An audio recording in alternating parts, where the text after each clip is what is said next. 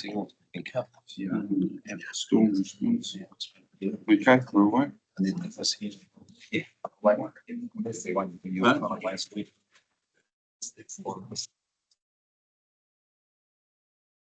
Yeah. 1200 to go, okay.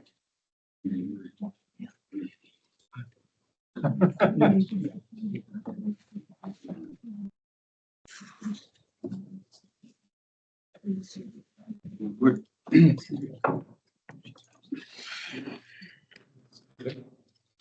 Like to welcome everybody today to the Regional Transport Committee meeting, Tuesday, 11th June 2024. Go any further, we'll just ask John, our CEO, to go about. Do you want to do the card here? Morena koutou, opening karakia. Whakataka te hau ki te uhu, te hau ki te tonga, kina ki uta, ki pai.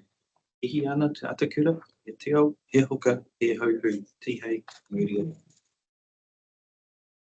So before I welcome our visitors, because we have got visitors, I'll point out what we do in case of emergencies. First thing we do is put a claim into NZTA and see if we can get some funding. And the next thing is we walk carefully through that door and down the stairs, and we meet out in the car park. That's a safe place to meet. And across the landing is the toilets. Just through a store. It's pretty much our process.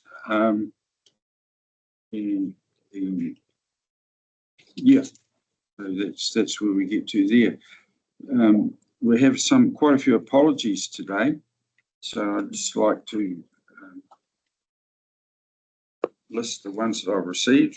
Chair Jeff Crawford, Councillor Jack Call, Chair Tui Shortland of NRC, Eric Hemapoff, NZR, and his proxy Lisa should be coming on. She's up there. I'm here, thank you. Yep. Okay. Well, welcome, Lisa. Thank you. Didn't see I was looking at the screen in front. Okay. And Steve Mutton is away, and Connie Rowe and Gavin Smith from NZTA here in person, so welcome too. Got a really big welcome today to Hailey Bell. She's an awesome set of shoes she's got to fill. We get Erica. Did you meet Erica? Oh, Erica. Well, she did so much work for us, so welcome aboard. Pleased to have you here. I haven't got any other apologies and welcomes. Just need to move around. Yeah, you want to move in a second for those, please? Yeah, happy to move. Go on.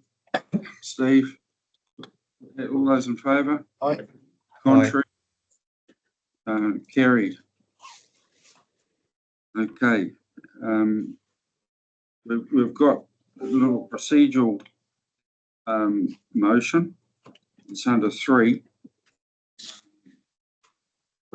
3.0 A, request of a tabled item that's to do with truck stock effluence, and 3.0 B, NZTA indicative patients for continuous programs. Could I have a mover and a seconder? Those, please. Oh. Yep. Thanks, Simon. Yeah, happy to second. Okay, John. All those in favour? Aye. Good, thank you. So our first item on page 4 is the confirmation of minutes. Someone would like to move that RA record. Appreciate that. If there's any errors, raise it this time. Okay. I'm happy to move the accurate record. Okay, and a seconder, please. I'll second it. I'll put that, all those in favour? Aye. Against? Oh, is there a problem with those minutes? None that I noted. Okay, I'll put it again, all those in favour? Aye. Aye. Contrary? Gary, thank you. Next item is receipt of action sheet. I'll move the action sheet. For a seconder, please. Oh, well, I forgot to introduce you, Rachel. Yeah. So that, absolute apologies there. Rachel Williams is standing in for Kaipara. So apologies about that. And Ash is up there checking that everything's in order. So absolute apology there. Thank you. Okay, so the action sheet is open for discussion. It's on page 12.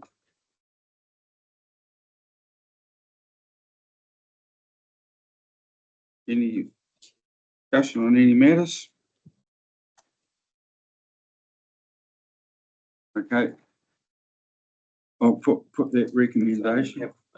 Ash, this hand up. Ash, have you got your hand up, Ash, for that? Yeah, thank you, Chair. Just on the action sheet, there is it. We're talking 1, 2, 3, 4 items, right? And I find all of them are in progress. Number 1 item is something to be done in autumn, which technically ends in May. We are sitting in middle of June, and it hasn't happened.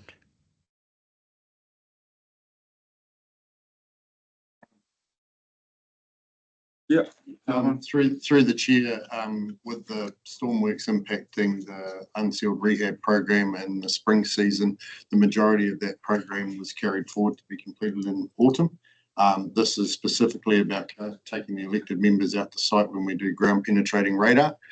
So because we carried forward the previous program, there was no ground penetrating radar, very limited, done in lead up to the autumn season. So that will be deferred to lead up to the next season. So we're referring to the action sheet. Yes, that was taking the which Item 1. Right? Sorry, that was our workshop action, wasn't it? Sorry, I got confused with it. No, it's okay. So, Ash, Yes. item 1, that's the 1st, the 8th, 2023 meeting date. That was the structure review. Yeah, kia ora, Chair, through the chair, that was the, 17A came out of Yes. that. Yeah. Yeah, so are you referring to that 17A review, Ash? No, I was referring to the 4 items which are in progress and nothing has been done. Action 1 was, which Calvin is rightly pointing out, has not been done. And I'm just thinking, what is the idea of having those items if nothing is happening? Why don't we just delete them? It's a waste of time. Well, I don't know. There's another sheet floating around with are you referring to our workshop sheet or the? Regional Transport Community Action Sheet. Yeah, well, I am, but that's been 17A review came out of that. Yep. And that's been done. The CEOs have reported back to their councils, Ash. Okay, sorry, we're mixed up. Let's leave it. I think Calvin got it and he answered it. That was the item I was referring to. Yeah, thank you. clarify. I believe that one was on the workshop action sheet, the one I responded to. Okay, yeah, so we'll catch up in the workshop. Thank you. Okay, we'll move in a second. They will put that recommendation. Favour? Three. Carried. Financial reports. This is the National Funding Assistance update report, item 6.1 on page 14. I will move that be received. Have I got a seconder, please? I'll second. Okay, Steve. It's open for discussion. A bit concerning when you look at the emergency works profile there, and there's dates. It's on the spreadsheet that's in your thing there. If you go down that first column and just look at the dates and the previous year to date, I just worked on 10 cent or 0 less, and there's a whole lot of money sitting in there. Far North stuff relating back to August 22, June 23, May 23, November 22. October 23, that was a more recent one. And then Whangarei, storm event July 22, and Kaipara was May 23, and the Cyclone Gabriel was there. Given the changes that look like they're coming with a couple of papers that are coming up, how much of this is going to be funded now? We're going to lose all the funding with the delays. Okay, so before I ask Kelvin to respond to your question, or that's Connie, just like to make sure that, in particular with the Far North, it's not being held up because of a lack of a local share. No. Okay. Kelvin? Through the chair, each council received monthly reports on the progress of the emergency works programs. And it's been clear right through due to the volume of the programs and the methodology that we employed that the phase 2, which are the low complexity, less than $100,000 fault repairs, are all remaining on track to be completed by the end of June this financial year. The phase 3 ones, which are the more complex, included. While some have progressed, the majority are included in council's future LPP programs and are incorporated into those. In terms of the next paper being the emergency works item, Dawn will work through potential impacts of that on council local share, noting that those FAR rates are currently proposed to come into being from 1st of July 2025. There's $9.5 million of work for the Far North there. So you're saying in 18 days we'll have them all fixed Through on that there. Through the chair, the $9.5 million of work is a combination of phase 2 and phase 3. Each council has their monthly reports, which includes the updates on status. And within that, I believe there are 76 regional phase 3 slips outstanding. Far North are 38 of those from memory. And those are the first 3 are in the procurement phase, being the 2 in West Coast Road and 1 in Kawakawa.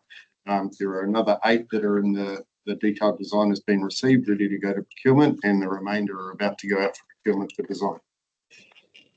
So those have been regularly reported to council on a monthly basis to Te Kaku and to the respective council meetings. Yeah, well, this is at 30th April. So there might be a more recent one somewhere, but on the basis of reading that, it doesn't look very good.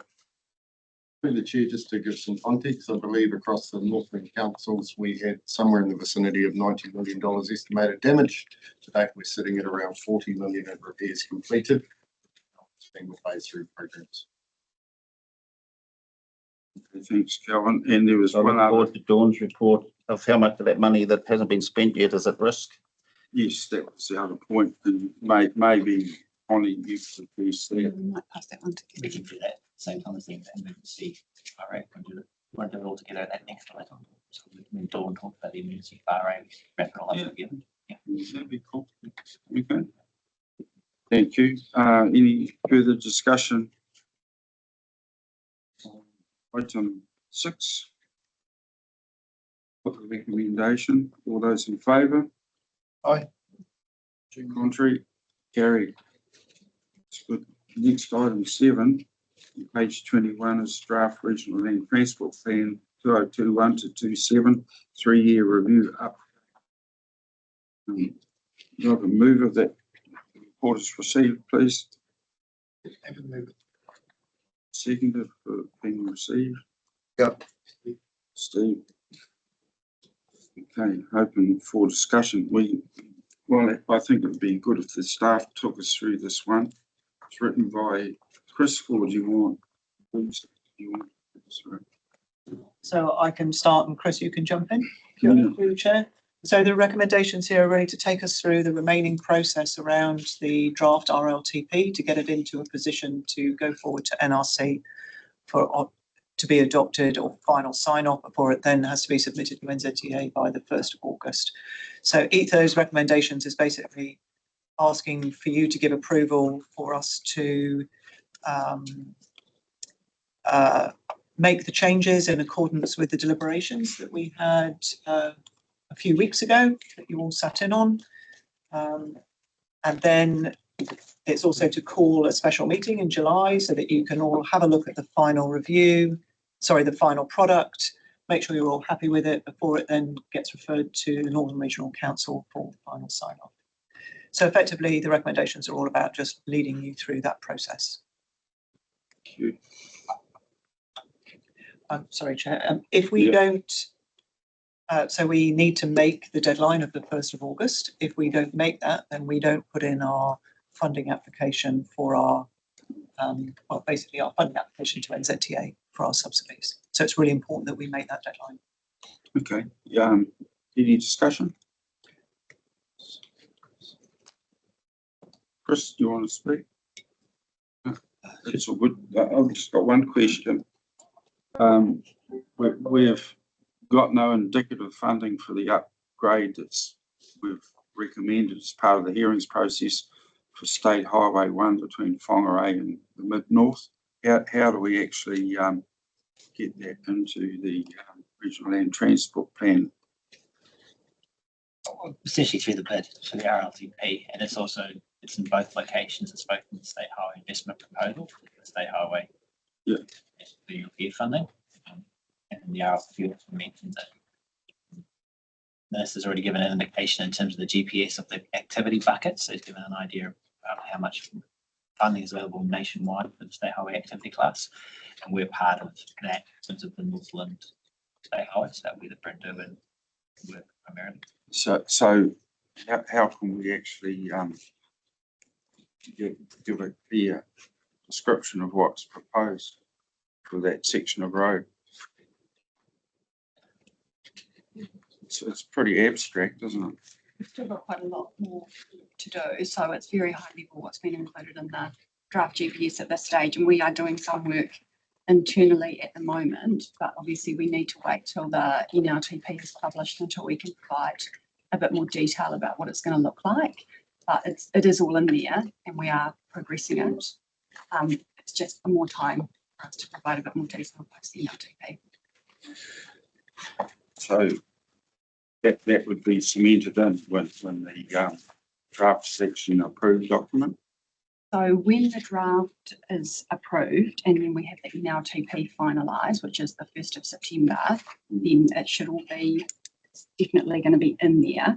And then it's just for NZTA to continue to provide you with updates about how we're doing on it. And those updates will be forthcoming and will certainly be including all in discussions about that.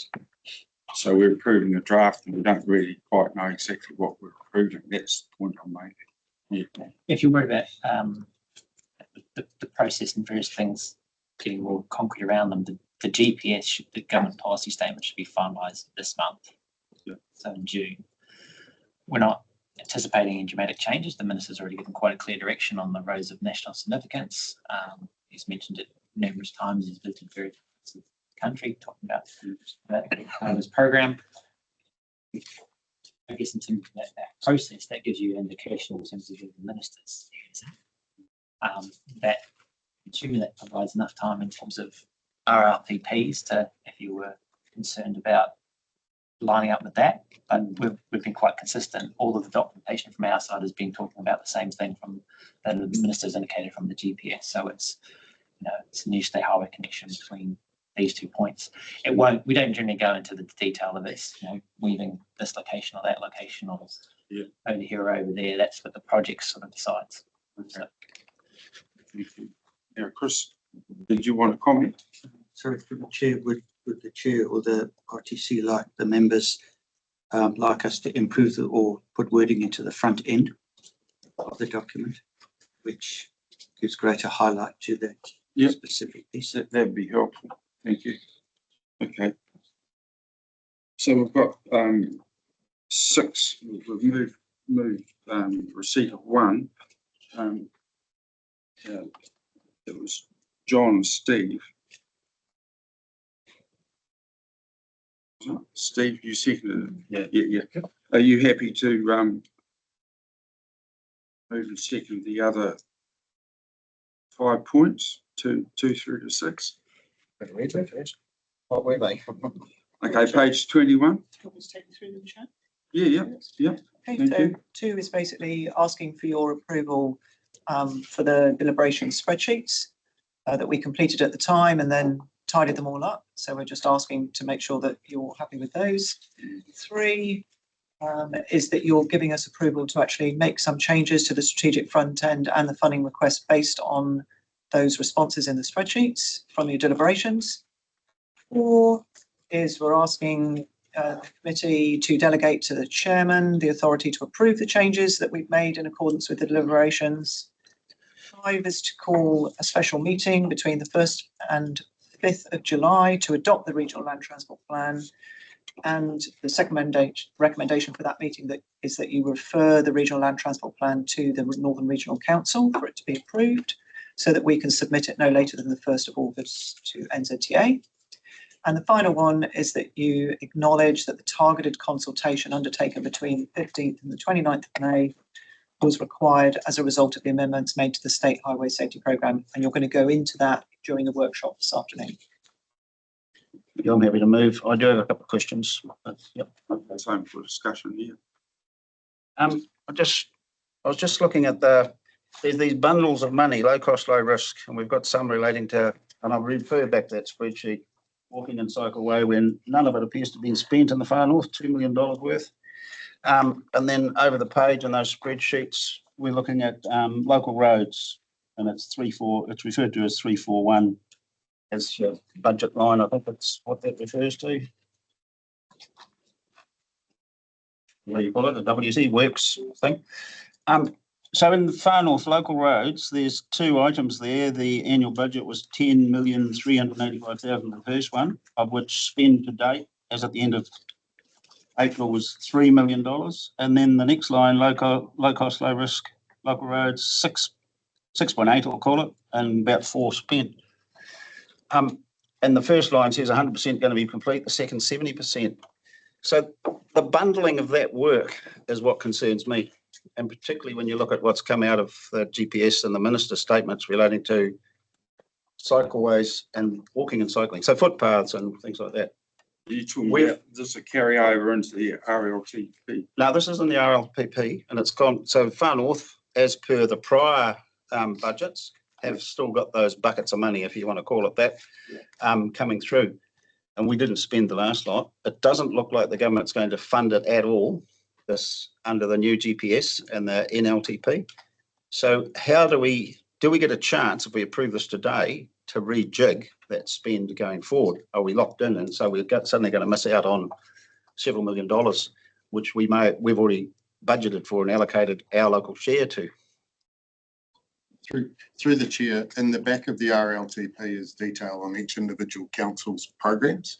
So I helped develop it. So under the funding category of low cost, low risk is a full list of all the programs, all the individual projects that have been submitted as part of your original submission. That original submission was put in December, and for low cost, low risk, for example, the funding outcomes of that will come through on the 1st of September when the NLTP is announced. Okay, I'll break it down a bit more. So if you just look at the ministers in their line item there, he says something to the effect that they're putting more money into drainage in particular. So just maintaining our water tabling and drainage to look after the road foundation and condition. If our money in the far north, it's something like 1.6 million for all our drainage, roughly, in this annually for the next few years. We've got more sitting in the footpath budget over those footpath and cycleways. If there's no funding for that, how do we get that out so we can actually spend it, use that local share where it needs to be? I'm just saying, I just think the structure of our budgets set way back in whenever, it's going back a wee while now, And the change to the GPS, how do we manage that funding, our share going forward? And we agree to this here. We're still waiting on the GPS approval and then the next stage of it. You know, I think our chairman Carr said just a minute ago, you know, we're agreeing to something that we don't know the outcome of yet. So I'm really concerned about it. I just think they're bloody going to allow the whole drainage budget and the maintenance of our roads to slide again because we don't have the money in the right buckets because low cost, low risk. And I know roughly the numbers, so I get it, and we did approve it, but that was a long time ago, and we're running December, so we're 9 months later, we're about to agree to this, and I think the structure of it isn't quite right. So through the chair, just to address a couple of those points. The submission that was put in December has subsequently been consulted on by each council program. And in your LTP programs, you are setting your local share component and total budgets of your transport program. As of the letters that you've been provided on the table today, we've been provided with indicative funding for a component of that at a high level, which is your maintenance and operations. As an outcome of the analysis that staff are going to be doing at the moment on that, you will have an understanding of how that aligns with your LTPs and the budgets moving forward. In September, we will receive final confirmation of the NLTP and funding outcomes.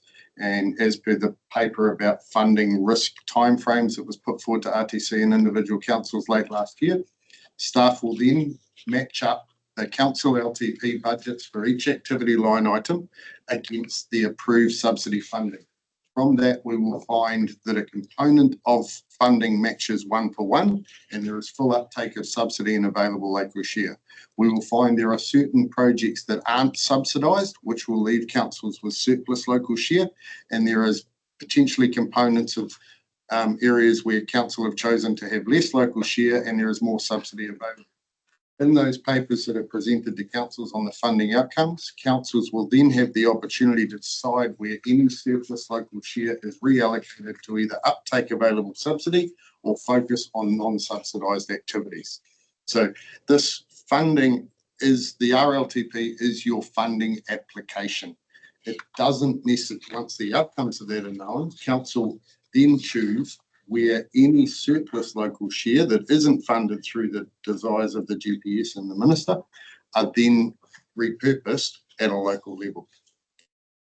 Okay, so I'll have it on the record, please, that that the far north, and I have spoken to the others, it hasn't gone through a meeting, but from my point of view, sitting at this table, we'd like our surplus share spent on local road operations and bridge and structure renewals. We've got a heap of bridges up there that are, many of them are knackered.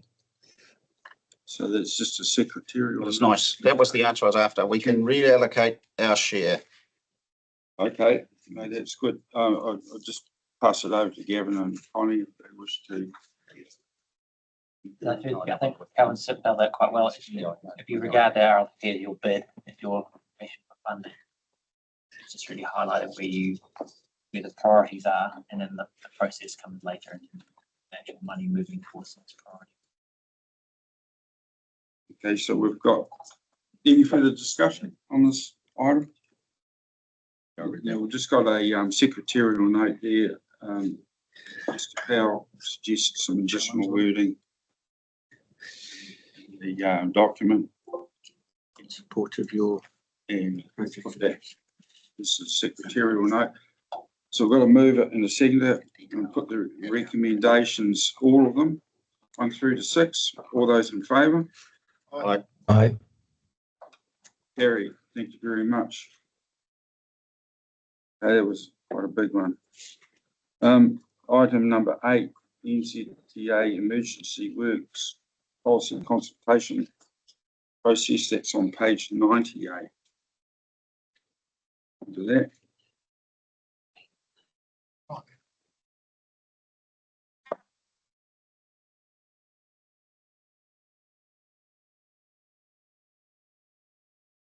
Okay. So we've got a recommendation that this report NZTA Emergency Works Policy consultation process by Kelvin Thomas, ETA manager, dated 8th of May 2024. And that's item 8.1. Rob, a mover, please, and a seconder for the receipt of this report. I'll move.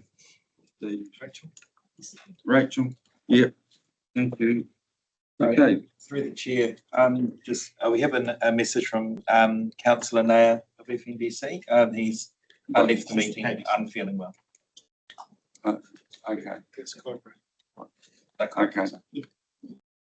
That's good. Thank you. Okay, Kelvin. So through the chair, I will hand this over to Dawn for a more detailed explanation. But just for some background, so on the 2nd of May, all councils received, CDs received a letter advising that NZTA are seeking feedback on proposed changes to the emergency works policies and associated financial assistance rates. As a result of that, staff have undertaken analysis of the potential impacts to council funding moving forward. And to date, we have already had briefing sessions with both Far North District Council and Kaipara District Council, and have a briefing scheduled tomorrow with Whangarei. As a result of those briefings, we're seeking feedback from the individual councils and are planning to provide submission drafts to the CEs by close of business tomorrow. They will be circulated with the respective RTC members and mayors to finalise by Friday. So Dawn can then hurriedly make any last minute changes for submission by the due date of next Wednesday. Hand over to Dawn on kind of the high level summary. Thank you very much, Calvin. Okay, in brief, this is a new draft policy where the government is proposing to transfer more risk and in turn more cost onto council rates for storm damage repairs.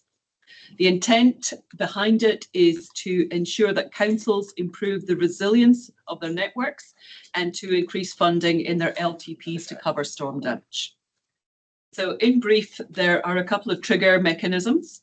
The first one is whereby the qualifying event for a storm changes from a 1 in 10 year return period to a 1 in 20 year return period. So any storms up to a 1 in 20 period would then be covered through council's LTPs. It wouldn't qualify for emergency storm damage through the NLTF. The second major change that they're doing is that the funding that is supplied is no longer back to the customer level of service. It's a like for like level of service or a reduced level of service. And there's no specific details as to which qualifies. The third point is then when we have storm damage that we apply for through the NLTF funding, through this emergency works, currently we can apply for our FAR funding rates as per council up to 10% of our MONR approved budget. Above that, we get an enhanced FAR. So we get FAR plus 20%. The proposal is to drop that FAR to FAR plus 10%. So again, that's less funding. The third part of it is the bespoke funding. So currently, bespoke funding is where there is a national event such as Gabrielle, and Waka Kotahi or NZTA puts out a specific bespoke funding. And for Gabrielle, it was FAR plus 40%. So both Kaipara and Far North basically got 100% funding, and Whangarei received 93% funding for those events. What they're proposing to do is to move that funding from the NLTF into the Crown funding. So we have to potentially apply via the Crown to receive that funding or support their application to get the Crown funding. We've done a very high level review because it's quite a complex process to identify what funding we get. It changes every day, but we took the last 3 years worth of storms. We removed the bespoke funding and we looked at what we believe would be the impacts to each of the councils in turn. So for Kaipara, that is an additional 2.5 million local share that would be needed over 3 years. For Whangarei, it was an additional 2 million over 3 years. And for Far North, it could be anything up to an extra 9 million as local share.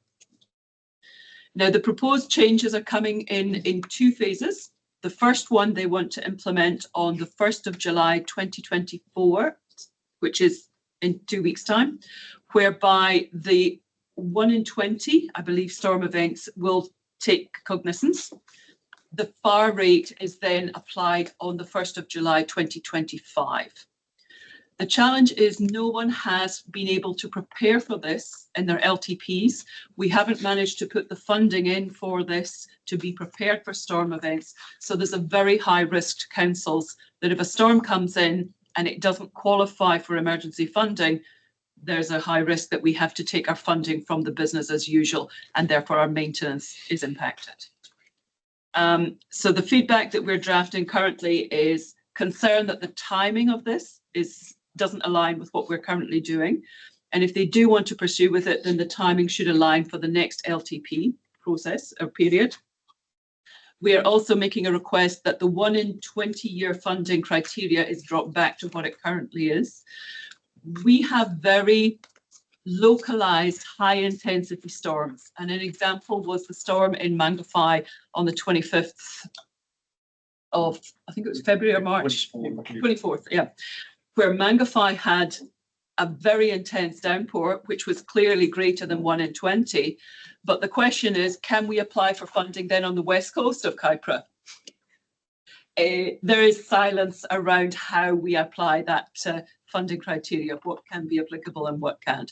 So these are some of the points that we're highlighting, but yes, it's a high risk to council at present, and I'm requesting if anyone has any other points or feedback, please provide them by the end of tomorrow, as I have to compile for everybody. Well, thank you, Dawn. We've got this item 3.0B, letter from NZTA, which I think should fold into this discussion right now. It's actually it's quite indicative of an increased allocation, which would offset those effects. So that continuous programs. Yeah. It's a bit of a different topic in terms of the emergency. I think that the key take through the chair. I think the key takeaway for the. I'll just say why I think it might, because what it does, it's giving the opportunity to increase investment and resilience, isn't it? It's primarily focused on the maintenance, Not, yeah. road operations, bridges and structures. So there'll be an element of that will be resilience. I think from Dawn's point, though, the takeaway is the importance around the feedback period. So you've got till 19th of June. She's raised a number of points that's probably worth raising up to the team at NZTA that is doing this work, so they can take that on board. Those dates are rapidly approaching, both in terms of the consultation and the 1st of July date where things start happening. Okay, so what's the process with Dawn getting approval for your submission? Sorry, through the chair. Maybe clarity is resilience is an improvement to the road, and that's a capital project.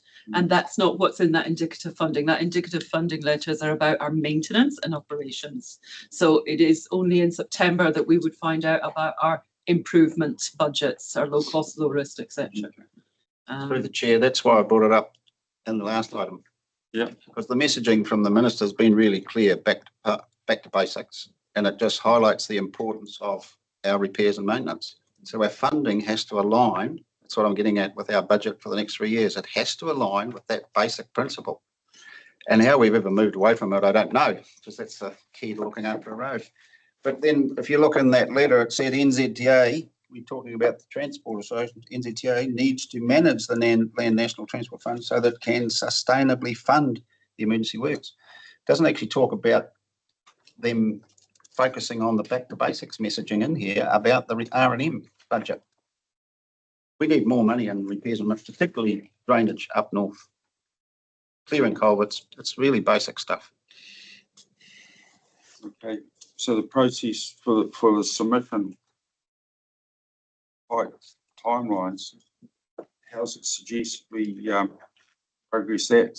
So through the chair, that is outlined in the paper, but effectively by tomorrow afternoon, following the feedback from the WDC session tomorrow morning, Dawn will finalise the feedback from each of the councils. Those draft submission letters will go to each of the CEs to circulate with their mayors and RTC members. Feedback is then requested by the end of the week to allow Dawn to finalise those respective letters and send them into NZTA before the 19th of June. We'll try and get them in early in the week rather than later. Those timeframes have been dictated by the individual council meetings. I think probably the one addition to that is the option that RTC could submit an overarching supporting letter to the council meetings, council submissions should they choose to do so. Well, I think that'd be a good idea. Because that's not bullet pointed there. So we will provide Jono with the copy of the letter at the same time as we provide it with the to the other CEs. And then Louisa can work through that with Dawn in terms of how we, and yourself, in terms of how we can compile it. Okay. So we really need a further recommendation to pick up that point. Just beyond receiving this. Yep. Do we have any indication of, are there some strong themes coming out of the two things you've had? You've got Whangarei tomorrow, but out of Far North and Kaipara? Singing along the same lines as I am today, or is it completely different? So I think there are two separate issues. I think one is the need for councils to be supported in their desire to back to basics of maintenance. And that is a strong thing. With respect to this specifically, I think there has been a strong acknowledgement from each council that there is a financial risk to council associated with this indicated change. And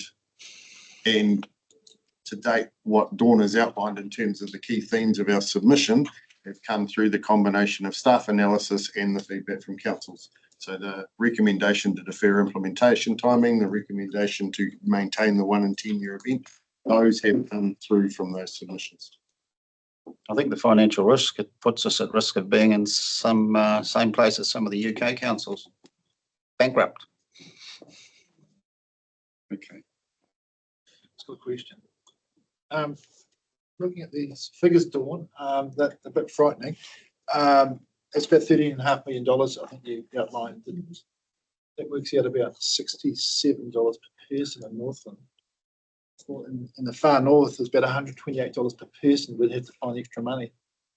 Have I got that right? Is that about right? It's a lot of money these councils have to find in the short term. So not really doable, is it? So through the chair, just to clarify, those are based on the last 3 years storm events. Yes. So it's over a 3 year period. But indicatively, if we were to have those same 3 year storm events over the next 3 year cycle under this policy, that would be the impact of the system. And saying that, that does include removal of the plus 40%. Yeah, that doesn't change. Now, should government decide to come in and add additional funding, then that would reduce that. Noting that Far North's 9 million, a large component of that. Any further discussion? Question. When Dawn presented this to our council, the figures that we were given was roughly 10% of your maintenance budget needs to be allocated by your LTP. So you've got that buffer should an adverse weather event occur. Has any council in Northland made provision in their long-term plan for that buffer? Because for us, that would trigger significance, and we can't do that in the timelines we've got available to us. I'm not sure on the other councils through the chair, but I believe in the case of Far North, you rate annually for your emergency works reserves fund, and that is what is drawn down for any of the, either those events or the local share for the remaining events. I get that, but we were asked to, because this comes into effect 1 July for the 1 in 10 year storm. Yeah. And if I understood what you were telling us correctly, and forgive me if I've got it wrong, but you'll correct me, that we should be looking to allocate another 10% of our maintenance budget as into our LTP, which is 4.7 million. Is that right? At a guess? And I don't believe that we've done that. No, we haven't. Through the chair, just to clarify, the 10% threshold is not changing from current. So. Talking of two different things, Okay, sorry. Yeah, sorry. Yeah. Okay, you go. And I just think that that needs to be part of the submission, that we have not been able, nobody will be in a position if they're following the legislative provisions of the Local Government Act in terms of consultation significance and adopting an LTP to put that additional financial allocation aside. So if nothing else, this needs to be pushed out 12 months. Through the chair, just to clarify, what Anne has said is what we implied in the Far North presentation. I didn't have the actual figures like this in front of me when we did the presentation because it was very short notice, and I apologise. But the principle was correct. The changes to the policy would mean that in the last 3 years' worth of storms, the local share would be 16.9 million, which is about over 4 million for each year that would have to be added. Okay, I know that when I have spoken mainly at our draft regional land transport hearings with FNDC councillors and the mayor, I suggested that they consider using their unsubsidised seeding budget of $2 million and put it into an emergency fund and let it accrue. And they decided not to do that, and we put 4 million into cycle tracks. And so that, you know, there's money there. I'm not sure, because you've just gone right through your LTP again, and you might have had a major reshuffle. There was opportunities at the time to actually build up a fund and hopefully let it accrue. And but yeah, the local share is an issue, and your council submissions will be addressing that. So really, what we need to do is have the authority of the meeting for this committee to actually write a submission that supports the thrust of the three co-controlling council submissions. So we'll write a generic one. Okay, so that wants to be you've got the motion to receive this report. You also need a motion to generate letter submission and support. I'd be quite happy to have staff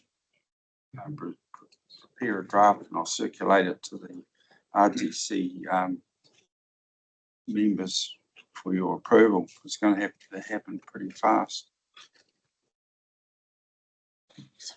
I'll move in that direction that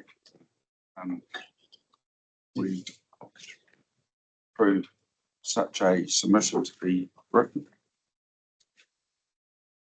See, it's Can I make some suggested wording for you? yeah, please. The RTC approves submission support. A submission is drafted for further approval, supporting the district council submissions. Subject to a workshop being held. Well, Won't have time. you won't have time. Why not? No, we won't have, the RTC won't have time to do a You can't- workshop. Why? We can't support it. Huh? We haven't had a workshop. Yes, yours is tomorrow. Yeah, you're Like, yeah. all due respects, like everyone knew we were in a long-term plan process. Yeah. Courtesy should have been shown to the council before we signed off our long-term plans. Like, we've got to find a couple of 4 million a year. It's not going to happen overnight. So we cannot commit to support this. So through the chair, when this isn't asking councils to commit, this is asking for RTCs to support the council's submission through this consultation phase, outlining the impacts on council as a result of this proposed change. WDC tomorrow will be getting the full detailed briefing of what those impacts are. But what, Mr. Chair, if I could speak, Councillor McNally brought up a good point, because this is political. All the work's done. It's been done in offices. political oversight hasn't been accorded to all these projects. In our case, our political oversight might be quite a bit different from what's being presented. So we need to have that chance to do that political oversight. Because you go through all our maintenance and all our problems we're having on the state highways because political oversight hasn't been there scrutinising the operations. And we've been trying to bring it back this term under your leadership. We're trying to bring that back in again. So at the moment, that whole budget should be scrutinised now. So basically, your council submission will be outlining the difficulties that we've got, and that's.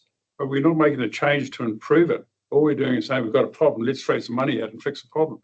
That's not how you fix problems. You've got to have a strategy to fix it. We haven't got that.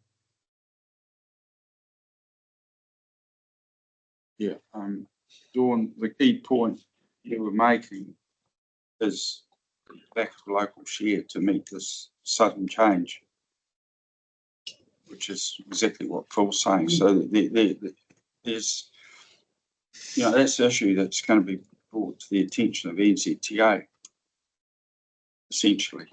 So that's the essential point. So it's entirely consistent with what you're saying. It is consistent, but we set the budgets. The council sets the budget. That's the whole point. We've just set our budget. We've gone over a massive rate increase. Why don't you go back and re-drill into that? Yeah, well, that's wants to be part of your submission. Yeah. Through the chair, I think that's the very first comment is the timing of this doesn't align. The second point being that if we are to invest in resilience funding to reduce the risk of damage for storm events, that also takes time. And that's a double amount of money. So you need money to improve the resilience and you need money to cope with the storms until you're at a point. So it's a huge risk to council. Yeah, absolutely. Yeah. And we will discuss further tomorrow. So this submission's going back to try and influence the NLTP, doesn't it? Yes.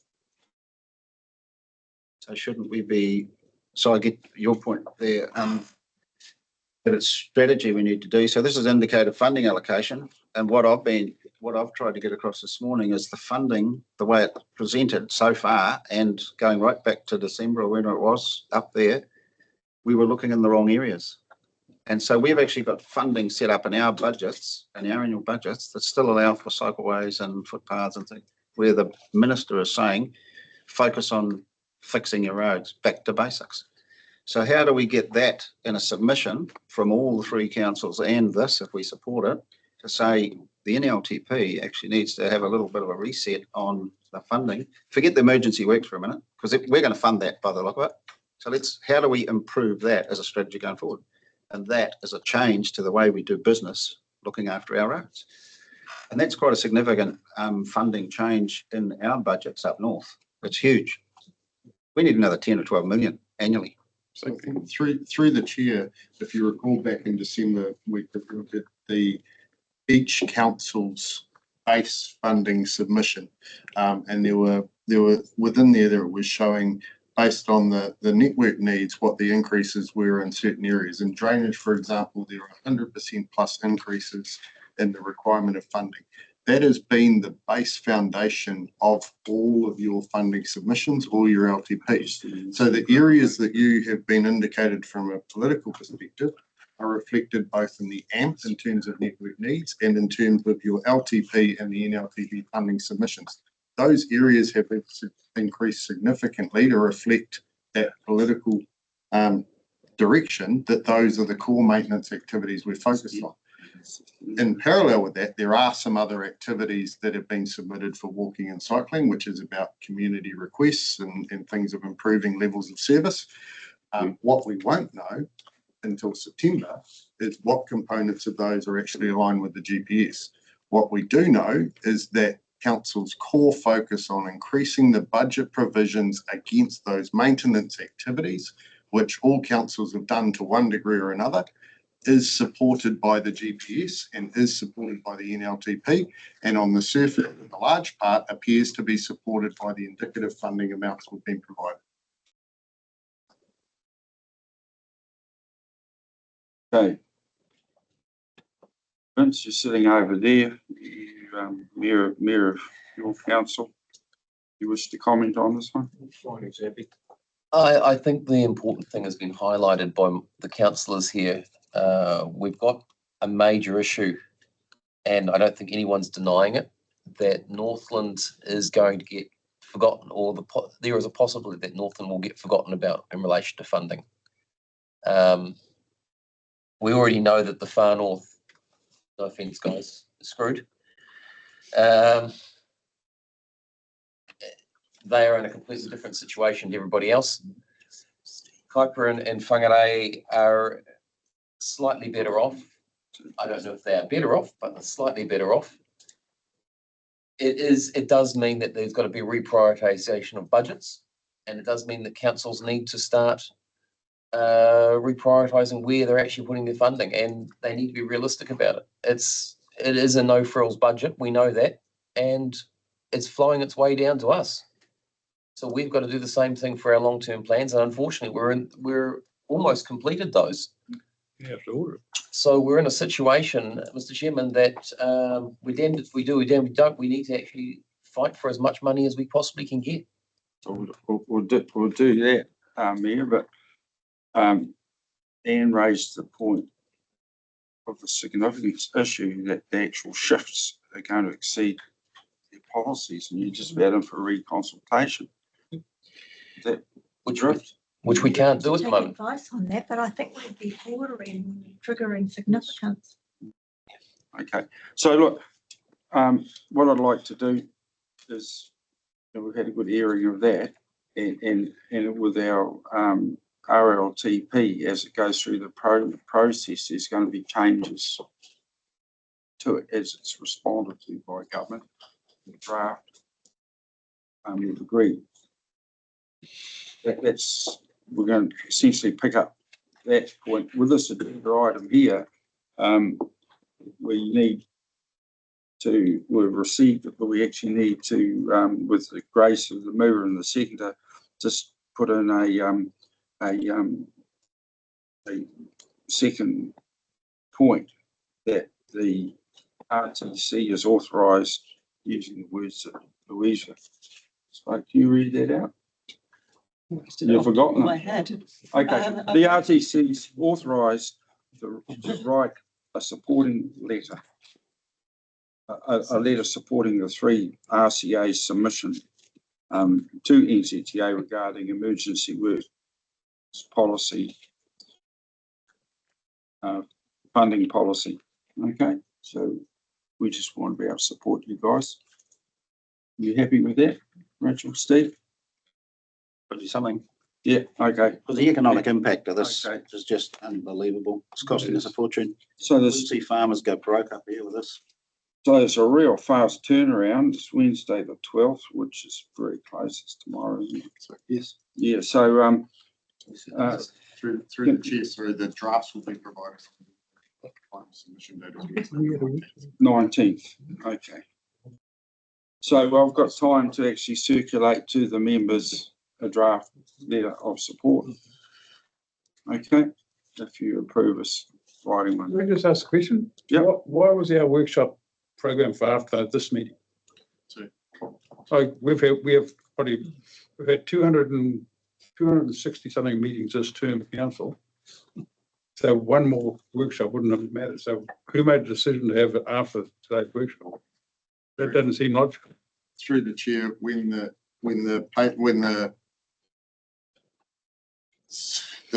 consultation document was received, staff went to the respective GMs to slot in the meetings within the meeting calendar, and the decision was made, I don't know by who, for WDCs. Oh, sorry. No. I thought you were off sick still, Jim.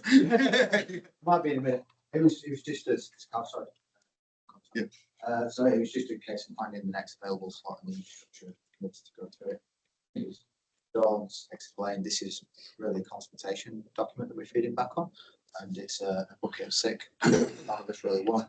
And then once we've gone through that, if it does come about that those changes are made, then we need to do the reprioritisation. If there is a cyclone, I get away with it.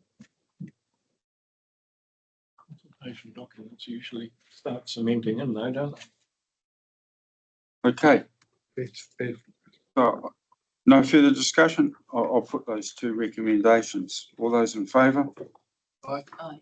Contrary, carried. Thank you very much.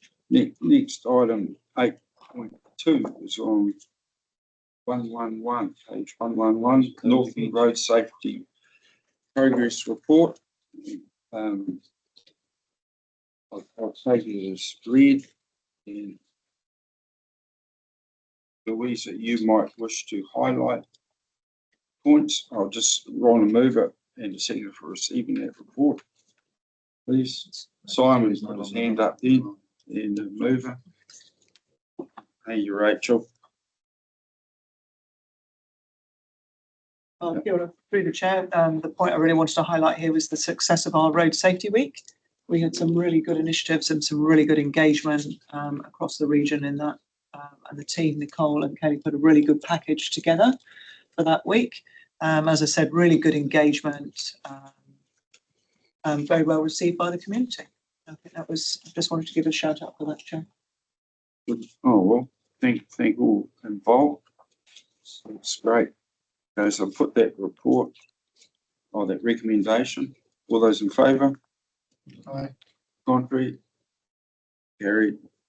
Next item is item 8.3. We need a mover and a seconder of the report. Got Connie here to speak to it. Waka Kotahi update for Te Tai Tokerau. Steve has hit your hand up. Yep, Steve moved it. Got a seconder, please. Simon. Good. Hand it over to you, Connie. Thank you. Kia ora koutou. I'm Connie Rowe. I'm the Regional Manager for Engagement and Partnerships for NZTA.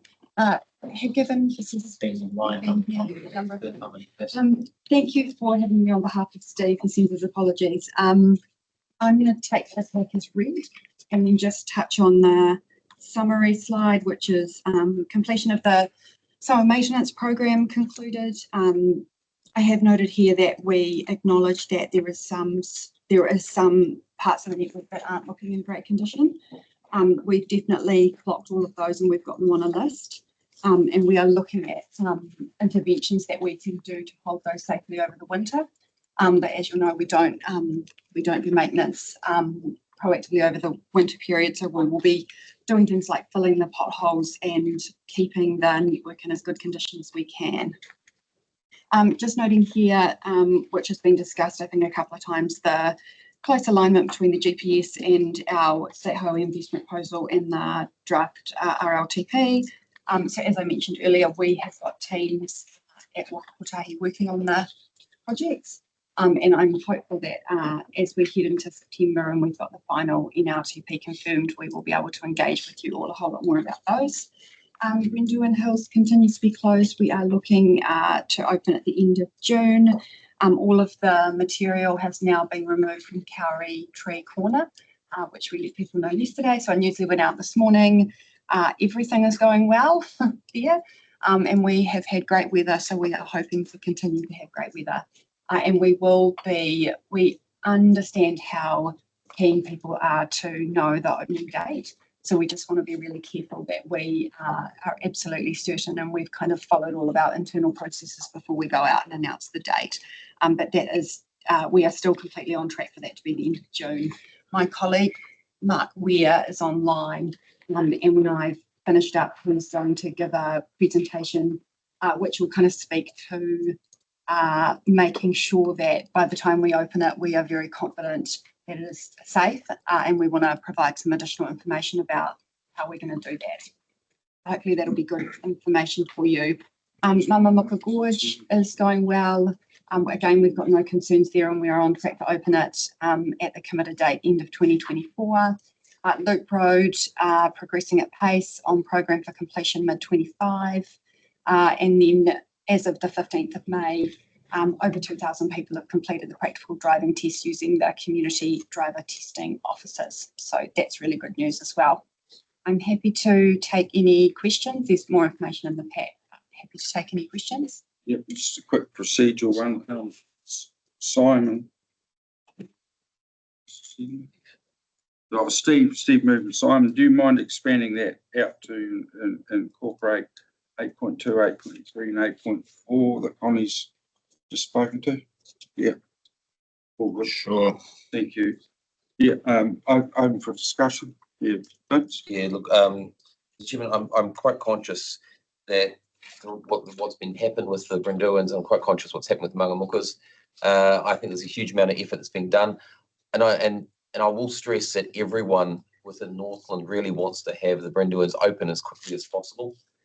There is a major storm planned for this Thursday and Friday. So it's coming through at the moment. So looks like it's going to be another cyclone heading through, or it's the tail of a cyclone. We're not too sure. So how much of an effect will that actually have to the works if it happens? Yeah, no, it's always a worry, Vince. So we have definitely accounted for rain days, and we're definitely keeping our eye on the weather forecast. So I guess that's why when we've communicated the end of June date, we are very confident, but we have made sure that we have continued to stress that we can't account for unforeseen circumstances. So let's see what happens. All of the teams on site are well briefed, well ready, anticipating weather events. But yeah, we have accounted for rain days. But as we know, here in Northland, the weather can be unkind to us. And so we can just continue to do the best that we can on site. Through you, Mr. Chair, I think we just need to acknowledge probably the most important thing is that the construction work has been very, very lucky at the present moment to have weather on our side. So we need to be really conscious of that, and we are pushing our luck very strongly at the moment. So whatever the team can do to get the jobs done as quick as possible. Sure. Sorry, I can comment also on that. Mayor, I know I have some photos here in my presentation that I can show you as well. That just shows the progress that we're making. We're very aware of the weather coming up. Mark, I was just going to introduce you if that's okay. I'm not sure. No, sure. Yes, I can. So this is my colleague Mark Weir. He is the project director for the Brindouans. And he's also the project director for the Mamamuka. So if you have any additional Brindouans, you're welcome to direct those to Mark. Thanks, Cheers. Mark. Thank you. Mark, floor's yours. Oh, thanks. And so as Connie mentioned, we have allowed 4 rain days in our program. I think all the core earthworks for the Brindouans is completed, as you'll see in some of the photos that I've got. And we're really now focused on pavement activity and soil nailing works and just getting the remaining drainage in. So we start the pavement work today. You'll see some of the photos, it's already, some of that pavement is already in place. And the soil nailing work has been progressing all the way through. And our aim is absolutely to be open this month. And as I've said, we've made some allowance for rain. So it really just depends on just how much rain and how significant. Okay. Open for discussion. Any questions? Yep. Yeah, Mark, you've got some really good hill country behind you with basalt rock. Oh yes, the Tauruas. Going to look at the on this document page. Page 13. Probably not your question really, Mark, but State Highway 10 Carmo Bridge, we've got a layout there of all those, I don't know, artwork, almost signs. Is that safe? Yeah, we have actually, thank you. We did receive an email about that, and I did take that back to the safety engineer, and they have assured us that yes, it is compliant and safe, and we are really comfortable with it. It just looks confusing to me, but I don't get the full view of it. But I mean, simplicity, safer than what is it? It's a Maori design. We collaborated with our iwi partners in the area and with the community, and the design had a lot of support. I believe initially it was actually a bigger, more extensive design, and we actually did pull it back for safety reasons and simplicity reasons. But to date, we've had no issues with the operation of the roundabout, and we've had no adverse crashes or any complaints in terms of usability from the travelling public. So this is done in other parts of the country? Across the country, I wouldn't say this one is exactly replicated, but we do have a range of artworks and markings across the country on a range of different layouts. It's certainly striking, but we are really confident that it's safe. Might have got some things on bridges or approaches to intersections with statues or whatever else. So this at the lower end of the spectrum, so it's just basically essentially some paint on a roundabout, but the principles applied across the country. Great. So while we've still got Mark here, a question for you, Mark. You must be firming up your final estimated costs for both the Mangamukas and the Brynderwyns. Can you give us indicative final costing for them each, please? Yeah, sure. So as you're probably aware, we got initial funding at the beginning of the events or the works in December last year. So for Mangamukas, we received 101 million for that project. That's probably going to end up at a close to 160 plus million. And that's really driven by the complexity of the downslope works that we've got. We've got considerable number of amount of piling that's going on there. Some of those piles, and we're talking hundreds of them, are over 1 metre wide in terms of the nature of the piling. So it's very complex, and we've had to do interim works in that area along that corridor to allow us to get the big machinery in to be able to then put the final piling in. So that's for that. In terms of the Brynderwyns, so we received about 62 million, I think it was, in our original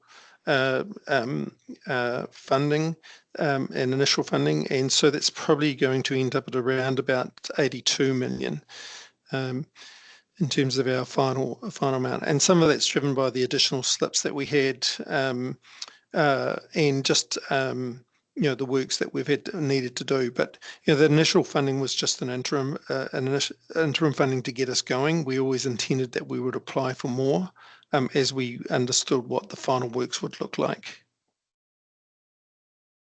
Okay. Simon. 2 or 3 questions. Mark, Simon Reid, WDC. Hi, Simon.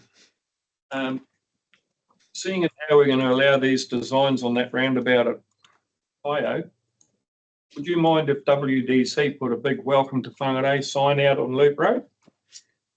Same kind of thing, really. Just as a question. Not my project, but I'm sure if we talk to the project manager there, they might look to do something there. I just hark back to NZTA's normal resistance to having signage around the state highway network. I have had a couple of calls on this and they're not very happy with that. No consultation with locals or councils. The Mangamukas, I'm familiar with the work done up there. I've actually been on site in a contractor's visit and quite aware of the 1 metre piling that was already discussed back then. The indication then was 120 million. How long ago that was? 6 months. Okay. And with the Brynderwyns, a cost around the traffic management, road safety side of it, and just what the actual cost of that is. If that could be broken away from the overall cost. Because if I'm not mistaken, I am aware that there's been a fairly high-end house rented for the traffic management staff to reside in during the. I'm not aware of that, but we can, we'll break out the cost. If we could have that, that would be great. Thank you. Okay. Mr. Chair, could I ask a question about Loop Road? Yeah. I can understand the Brynderwyns and that's also mind all the meeting that I think there's 4 weeks in the original endurance of a wet weather closure. We didn't use many of those days. You know, we would have expected this work to be catching up. But just disappointing to say that the opening will be extended yet further when you just about got the road finished. But doesn't seem to be any correlation between the cost to our businesses up here and you running to a timetable to get this road open. But there were sufficient wet days in that tender to actually complete it on time. So, but anyway, that's my statement on that. I said, there's no compensation for any businesses in North, and we just seem to be able to let the days go by without it getting a fixed date to open it. That's really disappointing. In this report here, it says Sloop Road is going to be it'll be open by mid-2025, so another 18 months to go. And it says you're going at pace. Well, sorry, it must be the snail that I missed. Right, that started 5 years ago. 5 years, add another year on State Highway 1. And that's totally unacceptable. So, you know, when are we going to get the message through that this is State Highway 1? We should have the same standard from Bluff to Cape Reinga. And we seem to be, oh, this is just a joke. I'm the ward council for that area.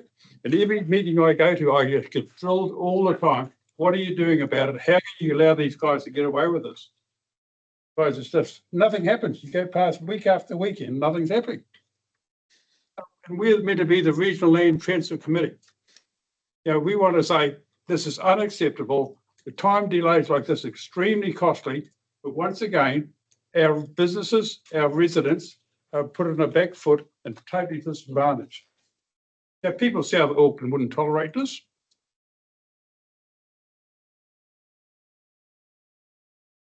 Yeah, we've got to start standing up. Like that is an absolute go. How long it's taken for that? Your response to Phil?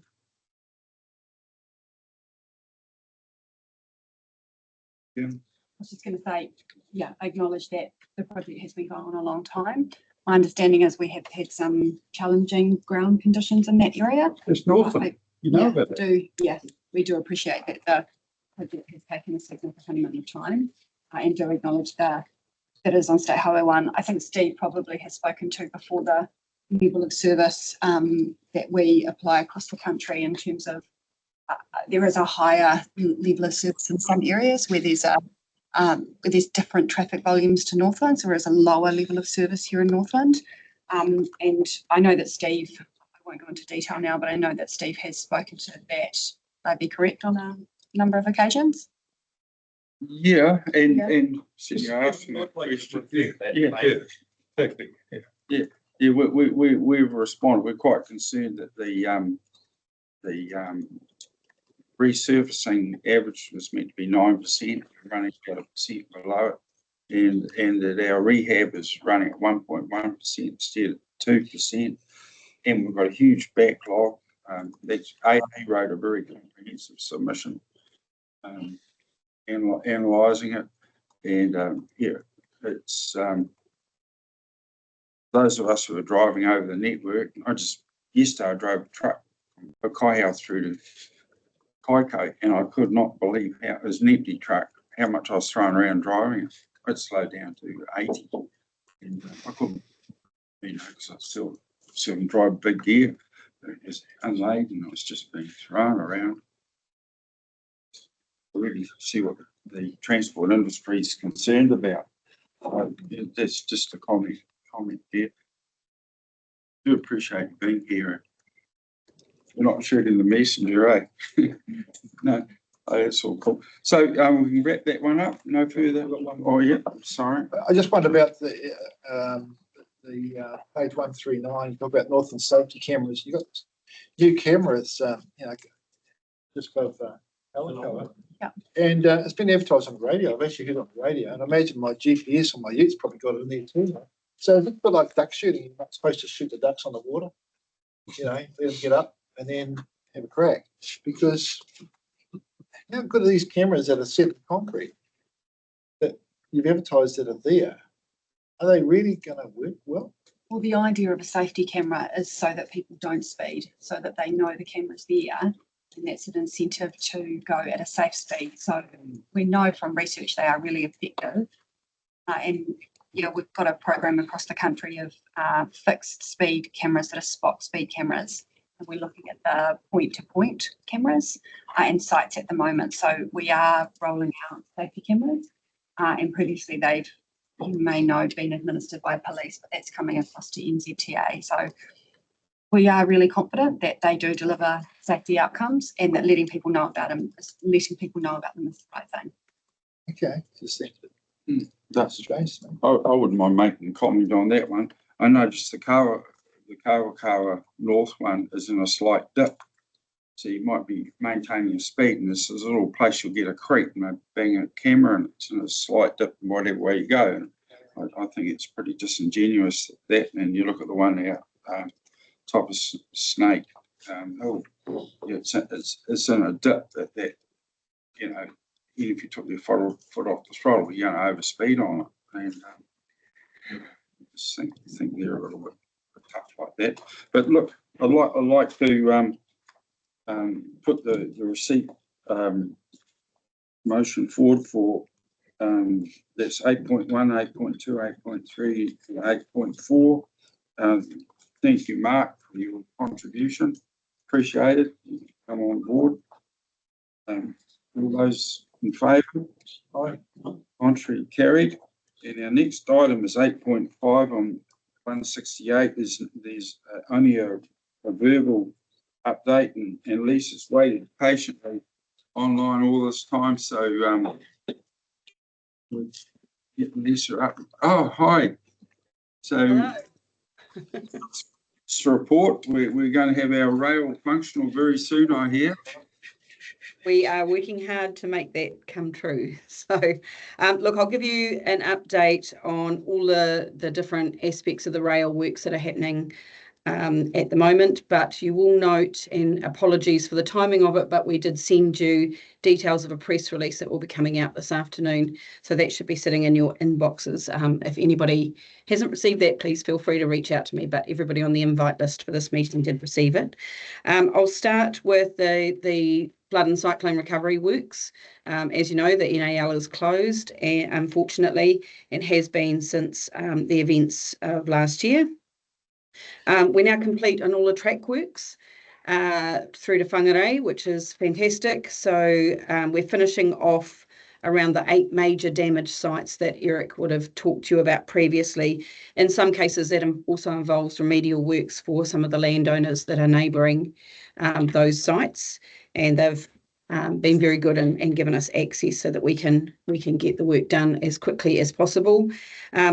Our testing and commissioning activities are well underway. You'll be seeing vehicles on the track going up and down, testing that everything is working okay. We have a lot of structures testing in progress, and at the moment we're not far enough through that to be able to confirm the reopening date. We are hoping for late July, but if there is any remedial works that are needed on any of those assets that weren't damaged but obviously have been sitting there unused for a while, we will get that work done before we reopen the line. So there's urgency to reopen the line, but there's also let's not open it and close it almost straight away. So that work is going well, and we are continuing. And there will still continue to be some work done after the line is reopened. Some of the funding for damage is for areas that won't impact rail operations and can be done offline. So that will continue. In terms of the PGF funded rail upgrade works, there's still a little bit of work happening around Whangarei Yard, and that is expected to be finished at the end of June or early July. So that work is finishing. Whangarei to Otiria is the program that you have received some information about today. There has been a decision made, and we've been engaged with your local hapu and also with the community around this. We're going to defer works north of Kauri.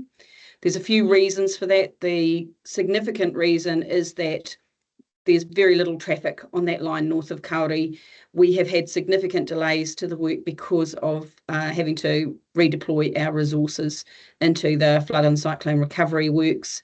That's created a whole pile of concerns around how we get everything done in the time frame that we've got. So we're going to not continue with those works until Marsden Point Rail Link decisions are made, when actually the volumes will pick up and will be needed.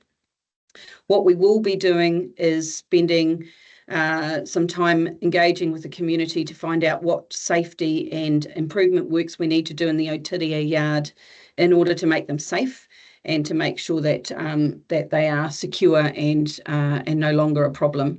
So that work has commenced. Our iwi liaison team have been working with the neighbours, and we'll continue to do that. But at this stage, we're going to continue with the Whangarei yard works and you'll start seeing us move into the Otiria yard to complete the safety and tidy up works. So that's the gen of that. Sorry, I'll pause there because that's a lot of information. Is there any questions about that work north of Kauri or the work that we're doing to reopen the line? Simon, Councillor Reid, you may not see him. Thanks, Lisa. I try to keep a low profile. Work at Otiria, that is really vital to be keeping him there. Yes. I just see it giving you a return at any point in the future.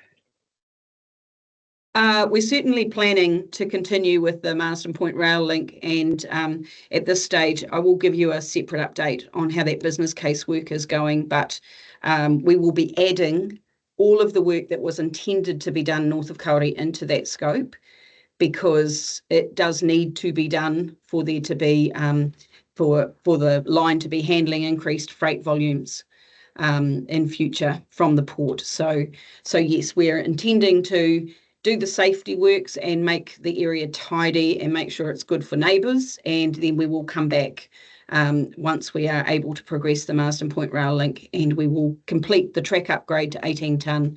We will complete all of the yard works, which include the extension of the yard facility to be able to cope with higher volumes and container transfer, and that will be done as a priority at the commencement of the Marsden Point Rail Link works. Simon again. Just perhaps a point of clarification, Lisa. I wasn't referring to the Whangarei yard or the Marsden Link. I was referring to Otiria. Yes. Yes. Sorry, that I was talking about the Otiria yard. North and south.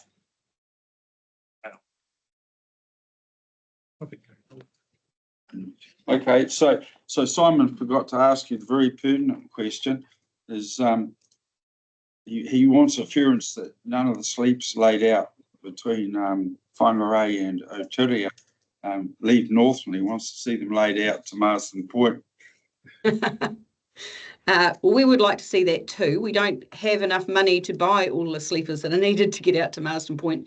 We're not intending to uplift the materials up north of Kauri at this stage. They will stay there because we intend to be working on that line. So it's not, the materials won't disappear and be reallocated elsewhere or any of those sorts of things. We're intending to leave them in situ. Okay. Hey, thanks, Lisa. Any further questions? Lisa? Yes, John. Lisa, yes, it's been a long time since the rail has been working, and this railway line is, I think, mostly completed about 1920s. Yes. What one concern is that a lot of us country people are running across these railway lines as if there's no trains around, which there haven't been. So are you going to have a bit of campaign to sort of wake people up, because there might be a few accidents that happen because we just don't think we've got any trains in Northland, which there haven't been for some time. Yes, you're absolutely right. That's correct. It has been some time, and yes, we do have a communications plan that is being finalised. So what I might do is get Eric to forward a copy of that plan to you so that you can see what's there, and if there's any gaps or any communications you think we should be adding in, then I'm sure we'd be happy to do that. Thanks, Lisa. And the other point is too that we know these railway lines have been run down. I know the one going from Waitara to Dargaville got to the stage where trains moved at a very slow rate, and now because it's closed down. So this was a great chance for you to upgrade the line between Whangarei and Auckland to the point where, have you got to the point where it's a safer line, possibly a quicker line for our trains?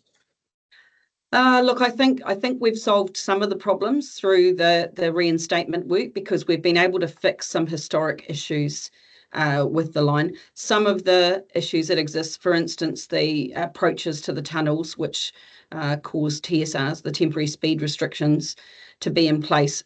We don't have the funding at this stage to be able to deal with that.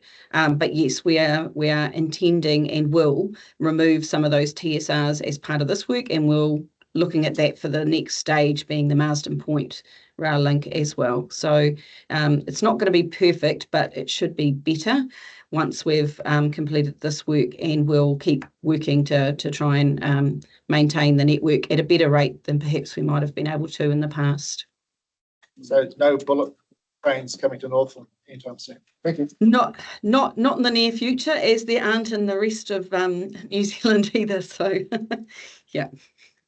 So realistically, so how many TEU could we get through the Newmarket line per day?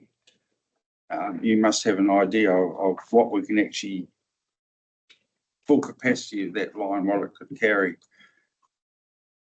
I don't have that number in front of me. What I can tell you is that KiwiRail has been pursuing quite vigorously the extension of the line between Avondale and Southdown, meaning that we wouldn't need to continue to go through the centre of the city in order to be able to get freight through Auckland. It would be able to go essentially through South Auckland rather than, so west to south, rather than through central. So that is a piece of work that our strategic projects team have continued to look at and have some planning in. Obviously, we're subject to funding for all of those things. And I'll make a note of the question and I'll get an answer through to you via Eric. That's amazing. Vince, do you want to? Yeah, just a quick question from me. It's really great that KiwiRail is focusing on freight.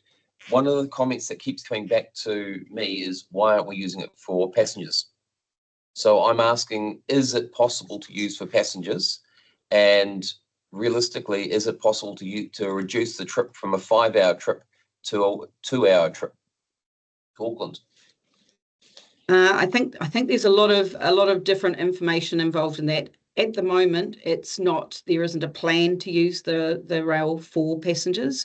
I appreciate that there is a desire to do that, but it's not currently in the planning. So I think as a part of our broader works programs, that's something that needs to be looked at as to what would that look like, and what would the capacity constraint be, if any, and also the safety, any safety concerns that might exist. You'll be aware that that line is on what we call track warrant, which is not a full integrated signalling system. So that is a safety risk if we are running passengers on it. So therefore there are some really definite things that would need to be done to improve the safety of the line before it could carry passengers. So it's not a simple yes, no, let's just stick a train on answer, unfortunately. But yes, we understand that there is a desire for passenger. We're moving as fast as we can to get the freight part sorted, and in parallel, our planning people have got all sorts of things which I think will come up in terms of the future 30-year type plans around how could we put passenger rail in there. So it's in the planning, but it's not something I'm sorry I could promise or give you a timeline for. Chair, just one last thing there is, from what your comments that you mentioned before about possibly moving the line through Auckland, because I understand one of the biggest issues of moving freight to Auckland is that it can only be moved during certain times of the day, and then it actually has to be stopped because the pedestrians take over. So I'm just wondering, what are we doing to try and fix that problem? Because freight needs to get down to Auckland as fast as possible. That was down line. Yep. That Lisa referred to. How many kilometres of greenfield is that? Actually, do you know what? I don't think I know that. Sorry. Again, I'll send it back to you all. Yeah, look, it's definitely on our planning. Unfortunately, it was in the previous government's GPS to progress that project, Avondale to Southdown. So we were quite excited that we were finally going to resolve some of the bottleneck that we have through Auckland. Unfortunately, it hasn't made it into the latest GPS. So we are going to continue to fight for that. Obviously, that's important. And then potentially some system improvements out west as well may be needed long term.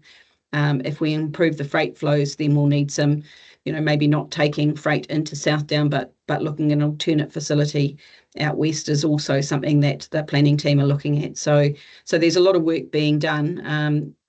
I'm not quite sure what your next forum is where that gets discussed, but I'm happy to get Eric to pass through some of those planning documents if that's helpful. It would be helpful, and look, we're very supportive of the Avondale Southdown link. Look, we're running over time, so I'd like to wrap this part up. And Lisa, really appreciate you coming along. Thank you. Good. Thanks a lot. Now I'll move the receipt of Lisa's report. John, I'll second it. Put that. All those in favour? Aye. Okay. Contrary, carried. We've got committee members' reports. My one is pretty self-explanatory. It's regarding the State Highway Reseal Program. Connie can just read it and take that one away with you. Appreciate that. And Steve,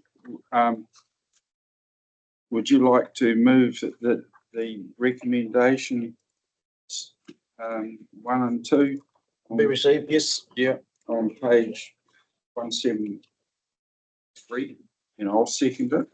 And Steve, do you want to highlight any of your report, please? You've mentioned quite a bit of it today already. Yes, I've got much of it. Okay, page is read. Okay, so put that, all those in favour? Contrary, carried. Thank you all for this really constructive meeting today. Appreciate it very much. And we done a great job, Hayley. I see you going frantically writing stuff down, so much appreciated. Yes, we would like to do. Do people want a karaoke? If you do, well, someone will bounce up and give you one. You want? Well, if you want one. Yeah. Chair, we've still got the stock truck. Oh, we got the stock truck after it. And the additional item. Do you want to use page as read? Pardon?